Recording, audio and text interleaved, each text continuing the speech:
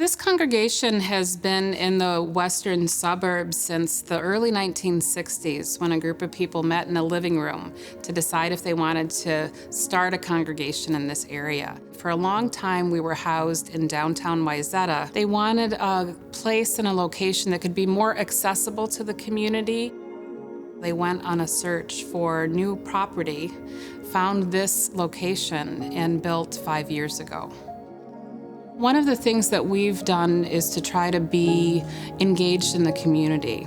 We had a journey with purchasing this property where we discovered that there was a racialized covenant on the property, where they would put on the deed of the property that the deed could not be sold or resold to a person of color. And we did some research and found that through an organization called Just Deeds, we could partner with them and have that covenant removed and raise awareness of what those racialized covenants did in increasing the disparities of our region. We were actually able to have that covenant removed and to communicate to the neighborhood what we had done, invite them to do that, and then to partner with the Wayzata Community Education to do a seminar on it, to the point where the city of Wayzata has now formally partnered with Just Deeds to raise awareness of this part of our past, but also what we can be doing now to achieve greater equity.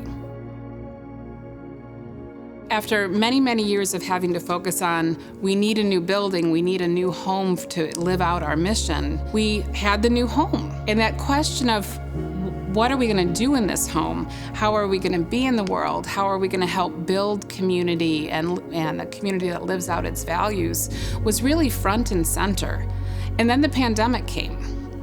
And then the building closed. And so we had that question and that challenge in a completely different way because we couldn't be in the building, but we were still gathering for worship. We were still doing this work of connecting with community partners in housing and climate justice.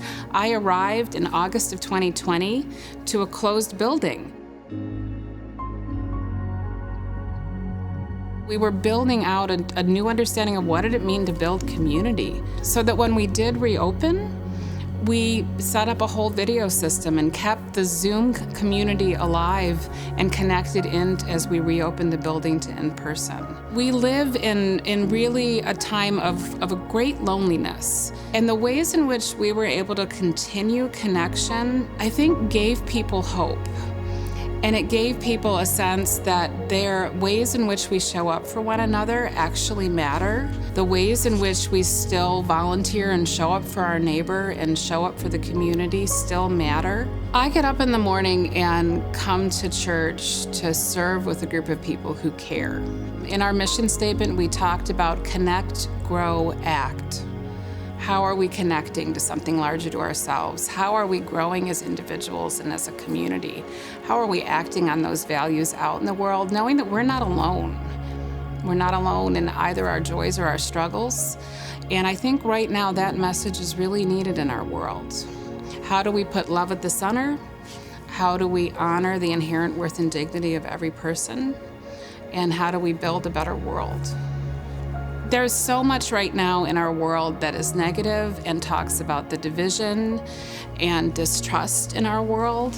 And I think when you show up in a community that has a sense of why it's there in the world to make it a better place, it gives you something, a strength to take back out. It brings the possibility of overcoming those divisions back into the world.